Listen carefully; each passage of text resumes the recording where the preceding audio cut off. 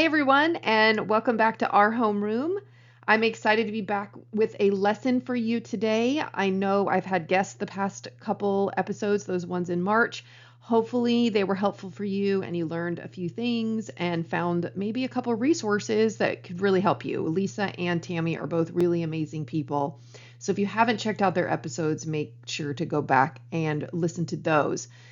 I love interviewing people and having discussions on the podcast. So if you or if anyone you think would be a good fit, maybe aligns a lot with my way of thinking or way of managing kids, please let me know. Reach out through an email and I'd love to have them on. So, as far as today's episode, back in episode 11, I shared with you all the differences between consequences and punishments. This is a huge part of what I teach because I know that enforcing boundaries is important to our kids. But this generation of parents, we often struggle with how to enforce those boundaries without using punishment. We've learned over the years, especially as we've grown, that punishment actually makes a lot of things worse, makes behavior worse. And then as we grow up, we have a lot of lingering traumas kind of left over from punishment. So we're trying to move away from punishment, but then what do we use instead?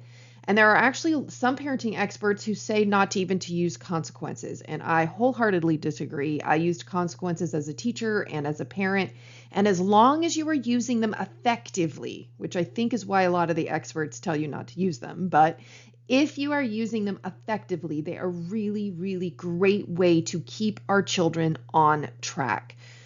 Remember, our children are novices in the world. They do not know what they're doing. And we, as the leaders of the family, have the responsibility to guide them onto healthy habits, healthy routines, structures, and things that will work for them so that when they grow up, they have success doing those things on their own. But there is absolutely no reason as our children learn and grow to be harsh or mean when giving those reminders for how to stay on track. They're going to go off track. Unfortunately, they're going to go off track a lot, and it's going to take a lot of reminders, way more than you think you should have to say. I've said it a million times. Yes, you're going to have to remember that they do not know, even if it seems obvious, even if you've said it a million times. They need you to step in, make sure you're establishing but more importantly, enforcing those boundaries and limits and structures so they know what their boundaries and limits are. I like to think of consequences as kind of like the gutters you put up when kids are going bowling. We want them to stay on that path. That's the successful path. If they stay on that path, they're going to hit a pin, right? So we put the gutters up and they're just gentle reminders that nope, you can't go over there. That's unsafe, or that's going to get you in trouble, or you're not going to succeed if you're over there. Oh, nope, this one's going to keep you off track over here too. So they're just gentle nudges to keep them on that path of safety, health, success, right? We want our children to hit the pins. We want them to be successful. So that's all consequences are. They do not need to be harsh in any way at all. So today, what I thought is I heard from a few of you that maybe more specific examples could help you understand how to use consequences effectively. So today I'm going to go into several more examples on how to use them with our children with typical everyday misbehaviors that you'll see in the home. If you haven't listened to episode 11, don't worry, because I am going to spend a few minutes just kind of reminding you all of the difference between consequences and punishments, but then we'll dive right into those examples. All right. And don't forget, I do have a reference sheet you can download. So please check that out. If you're more a visual learner and you're listening on Apple, don't forget you can also watch on YouTube where I have slides, because that helps a lot of us learn. So, all right, let's dive into examples of consequences versus punishments.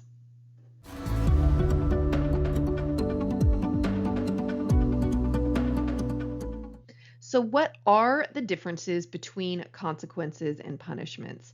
I'm going to give another little rundown. Again, a lot of this was in episode 11, but I just want to do a brief reminder for everybody that we absolutely can use consequences as a way to enforce boundaries in a firm but respectful and kind and loving way. In fact, I usually call them connected consequences because it reminds me that, yes, as much as it is important that they learn healthy habits and they get good grades and they have structure and routine, my relationship with my child is more important than any of those things.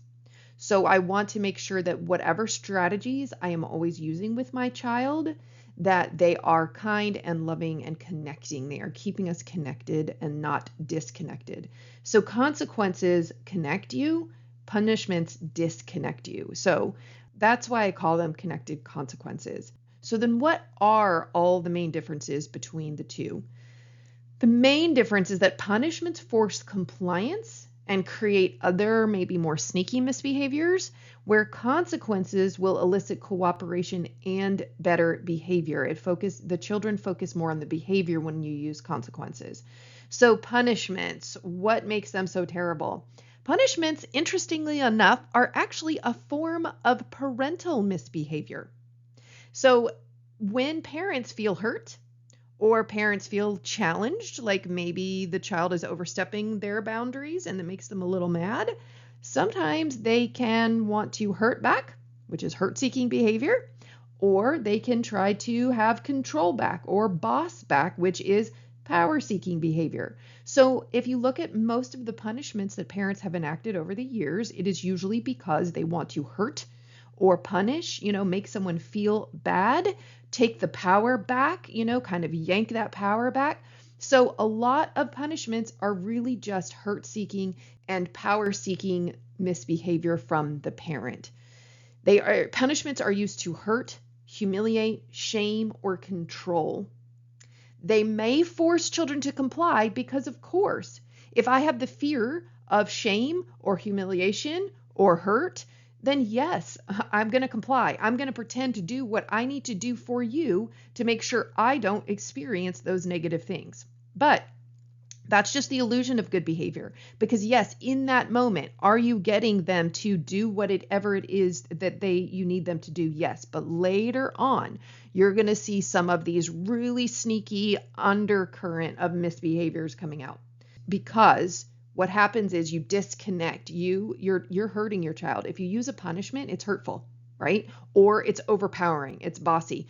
Your children will always respond to more hurt and more power over by trying to hurt back or by trying to have power over. They want to avoid you. They want to comply and do what needs to be done, but they're not necessarily changing their behavior. Instead, these other sneaky behaviors pop up. Things like lying, manipulation, cheating, rebellion, revenge, fighting back. So yes, in that moment, may you get them to sit still and do whatever it is you need them to do by, shaming them or humiliating them or causing some kind of fear, having control or power. But later on, it's going to cause a lot of resentment and they're going to feel disconnected from you.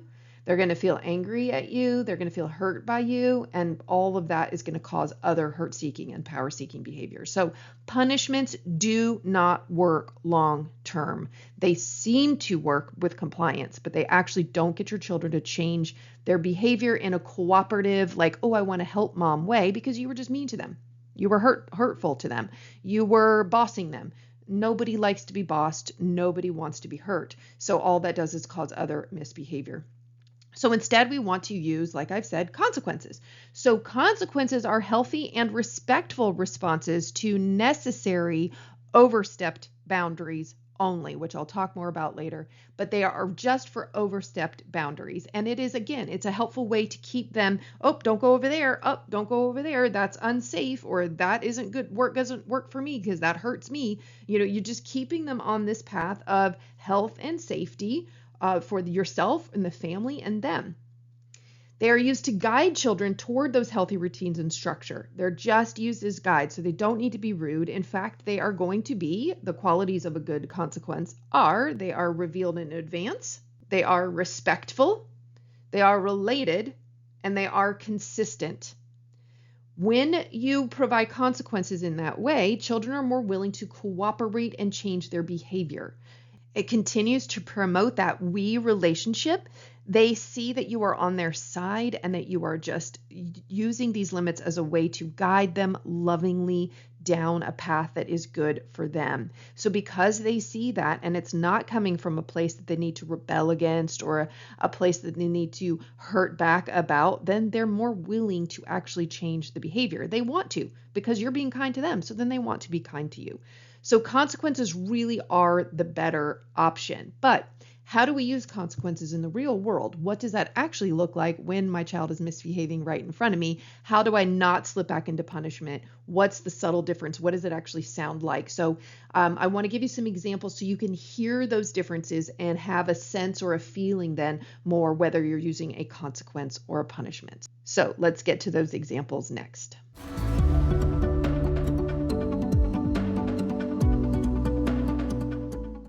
So a few reminders before we get into the examples. One is when your child oversteps a boundary, breaks a rule, pushes the limits, it's going to make you mad. So remember that the first step is to pause and take a breath, bring your energy down, bring your negative emotions down, get into a calmer place before you respond. That way you'll actually be able to think of a connected consequence rather than jumping right to punishments. When we have all that negative emotion, we tend to respond with punishment. So take that breath, pull that energy down, and remember that it is you and your child against this problem. For some reason, this is a rule that they're breaking or it is a limit that they are pushing and it needs to be enforced. That's it. It is not a reason that you need to be mad at them. It might be aggravating because you've said it a million times, but have you enforced it a million times? Remember that it's the enforcing of the boundary that's actually going to train them that, oh, you mean it. Oh, the limit is real. So even though you're frustrated, take a deep breath, bring your energy down, get on the same team with your child, and that will help you come up with a good consequence.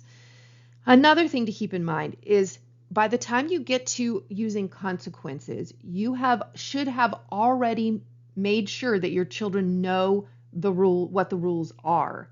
This is not the first time. Remember, the first thing of consequences is that they're revealed in advance. This should not be the first time they are hearing this as a rule. They've already heard this as a rule, and now you're to the point where, okay, they know it's a rule, and now it's time for me to enforce that rule. Okay, so let's go into, I've got 4 examples today. The first 2 are with children that are a little bit younger, and the last 2 are for our children who are a little bit older. Okay, so the first one, it is very common, at least I remember this with my son, that toys are left all over the place when they are little. They're playing, they do not put them away. That's natural and normal. They don't know how to do it. They don't have the organizational method for it. So toys are being left in the hallway. You've already told them to put the toys away, that they can't be in the hallway because it's dangerous. If they do it again, so you've already told them that they can't have toys in the hallway, and then here again, we've got toys in the hallway, it's time to enforce the boundary. Instead of using punishment, so many parents would jump in and just take that toy away for good. In fact, I've actually heard some parents say they throw toys away. Like that immediately sends just like chills through my heart. So please make sure you are very careful with that. That is their thing that means a lot to them. So for you to take that and put it in the garbage, that's going to cause a lot of things in the future, lots of problems in the future, because it's really, really hurtful. So it's going to hurt them, and maybe right at that moment, they'll learn to keep their toys away, but at the detriment to the relationship with your child, and you don't want to do that. So instead, you can come up with a couple different ways to handle toys in the hallway that is respectful. One is that maybe it's okay that they're in the hallway or they're in this space during the day. If you're home with your child or there's someone home with your child and having the toys around between just the two of you is okay, that's fine. So maybe then what we say is every day at 4 o'clock, you're going to set an alarm, and that's when it's time to clean up before everybody else gets home and somebody is tripping over the toys. So you could just make a steady cleanup time. Okay, every day at this time, we're going to clean up.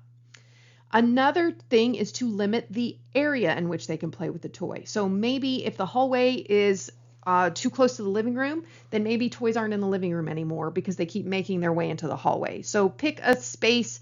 They can only play with those toys in this corner of the bedroom. Now, another option is we're going to try that. We're going to move the toy. We're going to clean up at this time. Another option is to say, I keep telling you that toys can't be in the hallway. If they're in the hallway again, I'm going to have to take those toys away for the day. We're going to take them away for the day to give the break for everybody's feet because it's really unsafe. And then you can try again tomorrow in another place in the room. You can try to keep them out of the hallway again tomorrow. Maybe tomorrow you'll be better at remembering that they need to stay out of the hallway. So taking the toy away for a limited short amount of time also sometimes works. There's no reason to take it away for a week, and there's no reason to not tell your children. It is actually unfair to not tell them when they'll get it back. So tell them specifically, you can have them back tomorrow morning and we'll try again tomorrow. But for the rest of the day today, we have to put those toys away because we have to practice not having them in the hallway. Okay, so another example of a common overstep boundaries with our little kids is using markers on the walls or crayons on seats or whatever it is. So in that case, again, don't forget to pause, bring your energy down, get on the same team, and try to be curious about why this is a problem. You've already told them not to use paints or markers or crayons on anything but paper, but they still are doing it. Sometimes that first reaction as a punishment, when you haven't calmed yourself down, we send the child to the room. So go to your room because you're mad, you're livid, now you have to clean up the markers, you just want them out of your space, so you send them to your room. But that's not actually going to teach them how to handle markers being used incorrectly. So instead, a natural consequence, a logical consequence would be come clean up the mess. They're not going to want to clean up markers on the wall, but they left markers on the wall. You're going to have to deal with a little bit of huffing and puffing and whining because they've got to now clean it up, but they absolutely should be cleaning up the markers that were left on the wall. And then you can say, we'll take away markers for today because maybe you're just not ready yet to be able to use markers because they really can only be used on paper. So we're going to take them away today, and maybe tomorrow we can get them back out and you can practice just using them on paper. So that's a great way to handle that. Again, just limited time. You don't need to take the markers away for a whole week. In fact, little children, you can even say, I'm going to take it away until after lunch or later in the day. The time limit of how long you take something away doesn't actually matter. It's the enforcing of it. It's that they see that you mean it. That's the important part. So it doesn't really matter how long that item is taken away from them. Okay, so a couple examples for our older children. Let's say you have phone limits and you've already told your child, and you've maybe decided with your child, that's even better, that 9 o'clock is the time the phones need to go away because they have to take their shower and get ready for bed and get to sleep by 10. So you've all decided that 9 o'clock is the time when phones go away. But you're giving your child a chance to do that. So you're leaving the phone in the room. You haven't taken that away, but you walk by one night and you see that they are on their phone past 9 p.m. A lot of times we get angry, right? They've overstepped a boundary. It makes us mad. So then we just want to take that phone away until we decide they can have it back. It's not really related. It's not respectful. So it's not maybe revealed in advance. It's very inconsistent. It's just, that's what you feel like today. Maybe the night before you walked by at 9:15 and you didn't take it away. So you want to make sure that you are using a consequence instead. So I would say to my child, hey, remember we decided 9 p.m. was the time that phones needed to be put away so that you could get ready for bed. How about for the next 3 nights or for the next week? Because our older children can handle longer enforcements. So you might say maybe for the next week, phones need to then be put on their chargers at 9 o'clock down in the kitchen. So then they've lost that privilege of having it in their room until they can show you that they promise to keep that limit at 9 o'clock. Now, you have to follow through for the whole week. If you say a week, you need to stick to the week, and you may need to set reminders at 9 o'clock to go grab their phones and put them on the chargers in the kitchen. Because sometimes if we forget, then they're going to be like, ooh, she forgets, so I'm just going to sneak it again. You have to make sure that you're the one that's being consistent with enforcing those boundaries. That's a rule that's important to you, so you have to be the leader in enforcing that. All right, one more example is our older children coming home way past curfew. So again, if you decide they're going out with their friends, you and your child decide together what's a good curfew, because remember, that's the best way to do it. And they still come home after curfew. So we've set the curfew for 11 o'clock and it's 11:30 and they didn't call, nothing. They came home. You were worried. It causes a lot of issues. When I guess we're mad, we feel that they're pushing their limits. What we can sometimes do when we're mad is to say, you're grounded. That's it, 2 weeks. No more. You can't do anything fun with your friends for the next 2 weeks. That's hurtful. It's disrespectful. So we don't want to do that. Instead, what we can say is hey, we had decided 11 o'clock. First, be curious. What happened? Why 11:30? Oh, well, we just lost track of time, blah, blah, blah. Okay, but we decided 11 o'clock. So how about next time? Then we'll pull back the time to 10:30 because I really need you home and before I go to bed. So I'm not laying in bed worrying. So let's make the curfew pulled back a little bit. So that way I'm not up past my bedtime worrying about you. Another option is, we've already talked about this. We've gone over this. You've gone past curfew several times. The next time your friends have plans, they're going to either have to come here or you're not going to be able to go until you can show that you're more responsible with time. So we'll give it a break on this. We're going to skip your next friend event and then we'll pick back up. We'll try it again on the next one after that to see if you can then try to be respectful. But this event coming up this week, you'll have to skip. Or they'll have to come over here because I can't trust that you're going to come home on the time that we agreed upon. It's a discussion. It's trial and error. It's not something that you need to yell and get mad about. They're still learning. They're not taking you seriously, so you have to have some kind of way to enforce it. Another option is maybe, okay, that's fine, but I'm going to drive and I'm going to be there to pick you up at this time because I can't trust you to drive home on time on your own. So there's a variety of ways of doing that can enforce the boundary in a respectful way, but still making sure you're getting the message across. This was a limit we decided on and it needs to be followed. All right, so those are all 4 examples of overstepped boundaries, rules that were broken, limits that were pushed. When our children are breaking rules repeatedly, limit pushing repeatedly, they do need consequences. They need those boundaries. However, when our children are displaying other misbehaviors, their needs are not consequences. Their needs are things related to that misbehavior. So for instance, I'm going to give you 3 other examples of common misbehaviors and what you need to do instead of providing consequences.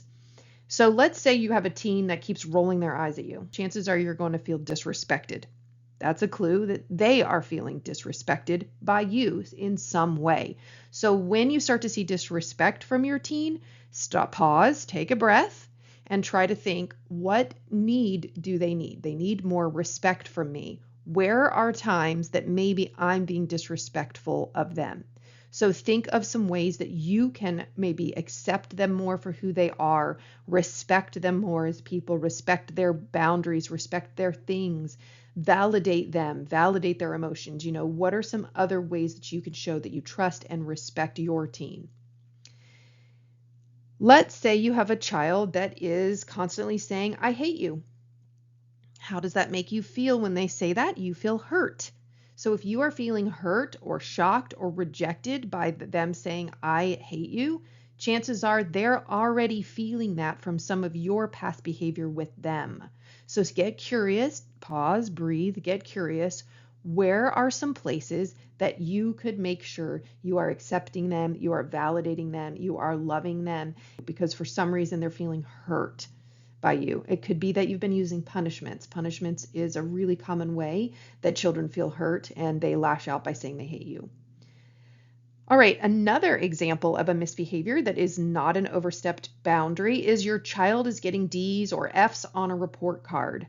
If you're feeling like you have tried everything, you have given them tutoring, you have made sure they have a space in the home to do homework, and now you're feeling helpless, you're feeling hopeless, you might start stepping in and overdoing school for them, especially doing things that they can definitely do themselves. So they're feeling helpless, you're feeling helpless. But chances are if you have a child getting D's and F's, they are a very discouraged child. If they're helpless and hopeless and don't feel like they can even bother, they're avoiding everything and anything regarding school. They are pretty discouraged. So then you need to step in as a parent and be that encouraging parent. Let go of pushing them for right now. Focus on their strengths. Give them some baby steps to success. in a situation where you have an avoidance seeking child who's just really given up, you've got to step in and be that cheerleader on the side and encourage them.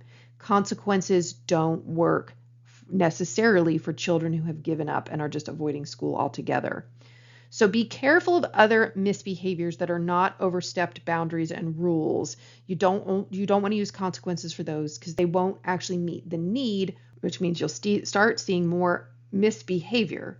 However, consequences are perfect for those overstep boundaries. So hopefully those examples have given you some good strategies you can use to create those on your own at home.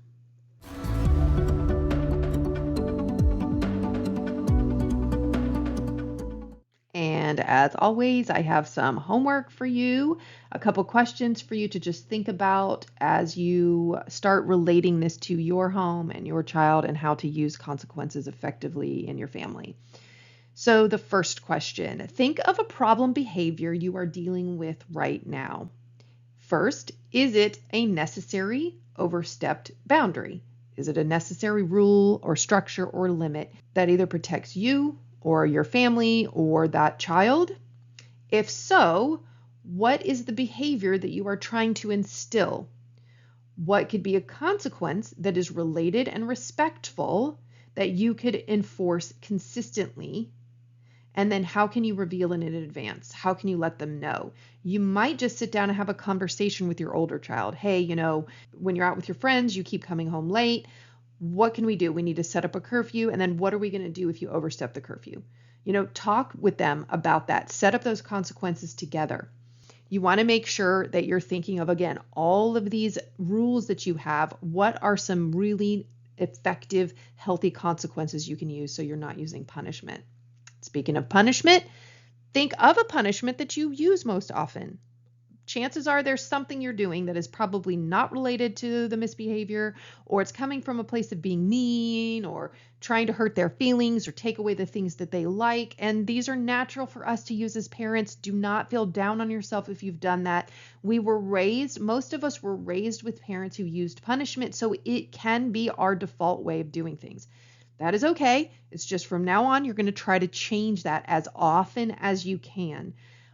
So think of that punishment that you're using. Why are you using a punishment? Is it because you feel hurt or powerless from that behavior? Is it because you're triggered and it's causing you to lash out? Or it could be, is it because you don't know what else to do? So now that you do know what else to do, how can you change that punishment that you use a lot into a connected consequence instead? So really think through the times where you're using punishment that might be hurtful for your child, and then how can you change that to a consequence? And absolutely, the more you can come up with consequences together, the easier it will be for you all, and then they're more likely to follow it because it was their idea. So the more you can involve children in creating those consequences, the better.